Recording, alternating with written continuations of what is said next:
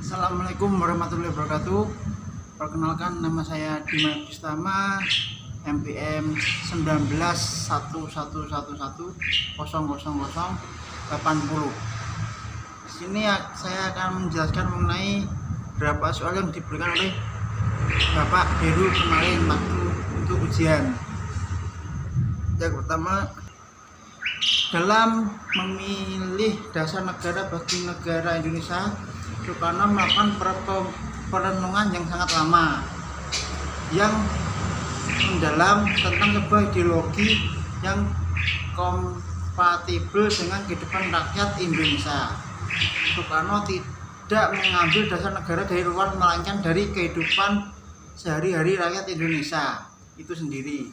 Kelima sila yang di dalam Pancasila adalah asli dari kehidupan rakyat Indonesia, yang mana hal itu sudah menjadi bagian atau mengakar dalam tradisi rakyat Indonesia.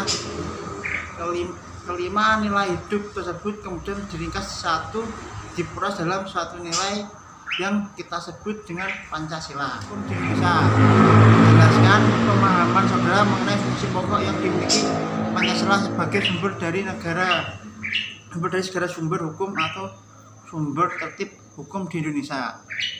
Berdasarkan pasal 2 Undang-Undang Nomor 12 Tahun 2011, yaitu Pancasila merupakan sumber segala hukum negara, karena dasar hukum tertinggi dalam hierarki ialah Undang-Undang Dasar 1945 sesuai pasal 7 ayat 1, yaitu Undang-Undang Nomor 12 Tahun 2011, sehingga dapat dipahami bahwa Pancasila bukan dasar hukum, melainkan sebagai sumber dari segala sumber hukum.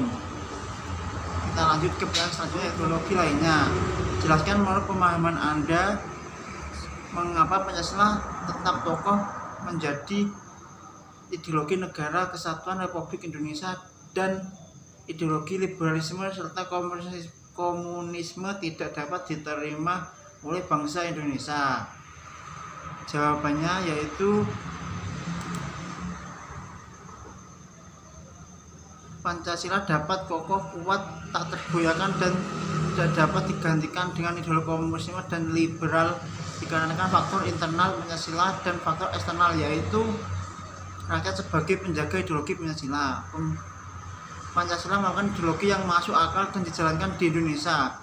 Jika Indonesia tetap ingin mempertahankan persatuan dan keragaman secara bersamaan, berbagai ancaman yang dihadapi baik datang dari dalam maupun dari luar yang terkait ideologi seperti DI, TII, NII, PKI sampai sekarang.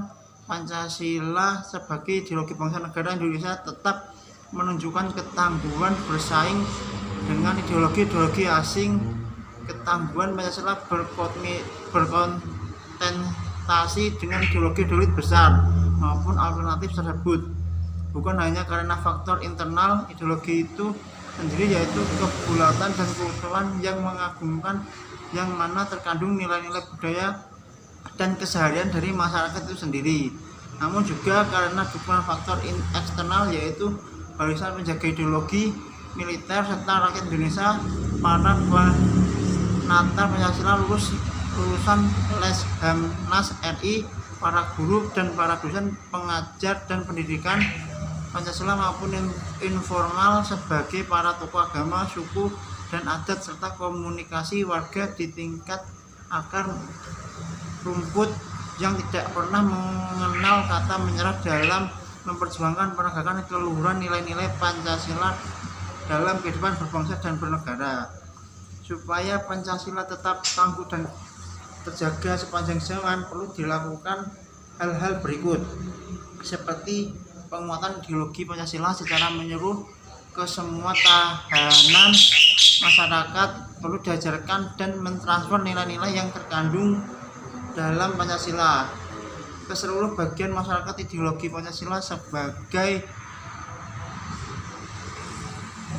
benteng identitas nasional perlu lebih digalakkan lagi. Sebagai ikhtiar pembangunan karakter bangsa, perlu kembali dimasukkan sebagai kurikulum wajib di semua tingkat pendidikan formal di seluruh wilayah informasi. Jelaskan hal-hal penting mengenai perkembangan Pancasila dalam wilayah tersebut. Pada sidang pertama BPPKI yang dilaksanakan pada tanggal 29 Mei sampai 1 Juni 1945, pada tanggal 29 Mei 1945, Mr. Muhammad Yamin mengusulkan rumusan dasar negara. Selanjutnya, Profesor Dr. Supomo pada tanggal 30 Mei 1945, kemudian Insinyur Soekarno pada tanggal 1 Juni 1945. Kemudian pada tanggal 22 Juni 1945 resmi telah dirumuskan dasar negara berdasarkan Piagam Jakarta atau Jakarta Charter dengan bunyi ketuhanan dengan kewajiban menjalankan syariat Islam bagi pemeluk-pemeluknya, kemanusiaan yang adil dan beradab, persatuan Indonesia, kerakyatan yang dipimpin oleh hikmat kebijaksanaan dalam permusyawaratan perwakilan, keadilan sosial bagi seluruh rakyat Indonesia. Perkembangan Pancasila di era kemerdekaan pada saat Jepang menyerah tanpa syarat kepada sekutu dan menyebabkan vakum of power. Peristiwa ini pun dimanfaatkan oleh Indonesia untuk memproklamasikan kemerdekaan. Teks proklamasi tersebut dibuat oleh Insinyur Soekarno, Dr. Muhammad Hatta, dan Mr. Ahmad Subarjo. Isi dari proklamasi kemerdekaan tanggal 17 Agustus 1945 sesuai dengan semangat yang tertuang pada Piagam Jakarta tanggal 22 Juni 1945. Lalu pada tanggal 18 Agustus 1945 pada sidang PPKI yang pertama, Pancasila mengalami perubahan, tepatnya pada sila pertama, dikarenakan ada golongan timur yang keberatan dengan isi bunyi sila pertama tersebut. Kemudian dasar negara atau Pancasila disahkan pada tanggal 18 Agustus 1945. Itulah yang menjadi dasar negara resmi hingga sekarang.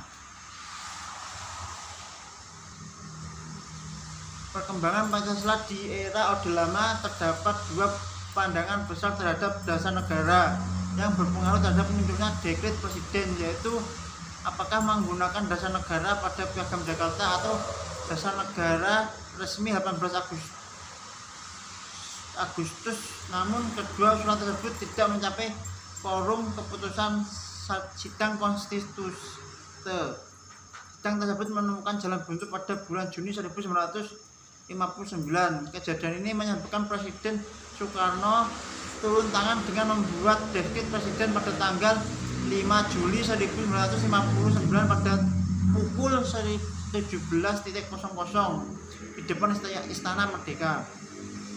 Dekret presiden tersebut berisi pembubaran konstituante, Undang-Undang Dasar 1945 kembali berlaku, membentuk Majelis Pemusyawaratan Rakyat sementara, dinamika Pancasila era Orde Baru. Adapun nilai-nilai norma yang terkandung dalam pedoman penghayatan dan pengalaman Pancasila. Berdasarkan ketetapan tersebut meliputi 36 butir. Pasal 4 menjelaskan pedoman penghayatan dan pengalaman Pancasila P4. P4 merupakan tafsir sepihak oleh Orde Baru terhadap Pancasila. Hasil tafsir tersebut dijadikan ideologi tunggal dan didoktrinkan kepada masyarakat warga negara yang memiliki beda tafsir, tidak sepemahaman dan tidak melakukan hasil tafsir sepihak. Orde Baru dianggap melanggar ideologi. Dinamika masa reformasi. Setelah tumbangnya Orde Baru, terjadi fobia terhadap Pancasila karena Pancasila pada Orde Baru digunakan untuk melenggengkan kekuasaan dan terjadi banyak penyimpangan terhadap segala hal yang berbau Pancasila, seolah harus dihindari karena merepresentasikan Orde Baru. Segala hal kesalahan Orde Baru ditimpakan kepada Pancasila, padahal Pancasila itu adalah ideologi kosong atau terbuka, bisa disusupi berbagai macam kepentingan. Pada tahun 2009 MPR RI melakukan sosialisasi nilai-nilai Pancasila yang kemudian dikenal dengan sebutan 4 pilar kebangsaan yang terdiri dari Pancasila, Undang-Undang Dasar 1945, NKRI, dan Bhinneka Tunggal Ika. Sosial dan pengalaman nilai-nilai Pancasila perlahan meredakan konflik yang terjadi di masa reformasi.